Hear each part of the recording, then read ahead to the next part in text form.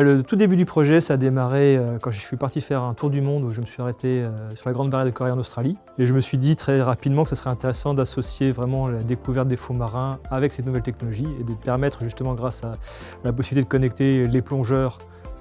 aux internautes, justement de leur faire partager leurs expériences et aussi de permettre à tout un chacun, le grand public, les personnes âgées,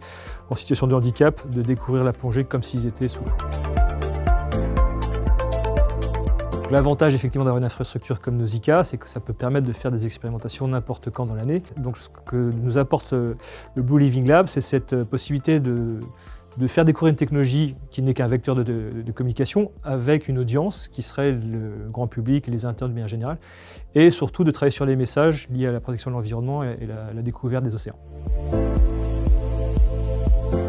J'ai vécu dans plusieurs pays, j'ai vécu au Mexique, en Californie, j'ai beaucoup voyagé à travers le monde. Donc la mer a toujours été très proche de moi. Et donc c'est vrai que de voir un même site, 10 ans, 20 ans, 30 ans plus tard, on découvre vraiment les dégâts du changement climatique, ça m'a vraiment impacté. Et je pense que c'était une des décisions fortes pour laquelle j'ai décidé de trouver des solutions justement pour promouvoir les océans et le respect de l'environnement sous-marin. C'est vraiment un projet totalement innovant puisqu'il y a des choses qui se sont faites au niveau de la retransmission sous-marine, notamment en utilisant des robots. Et nous, ce qu'on s'est dit, ce qui serait intéressant, c'est que ce soit un outil pour les plongeurs. C'est-à-dire qu'il n'y a rien de tel que d'être en situation en plongée sur un récif corallien, pouvoir vraiment opérer la caméra et que ce soit commenté par la personne qui est sur place et pas par un opérateur qui est à la surface, par exemple.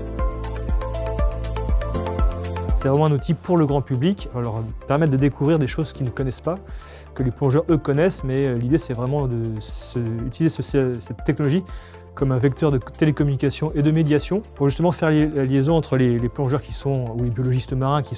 connaissent parfaitement l'environnement marin avec ses beautés et également ses fragilités, et justement permettre à tout un chacun, le grand public via Internet, donc tout le monde est maintenant internaute, de les sensibiliser à la protection de l'environnement, leur montrer les merveilles des océans justement pour qu'ils aient envie de les protéger, et éventuellement développer une sensibilité collective liée à l'écologie des océans.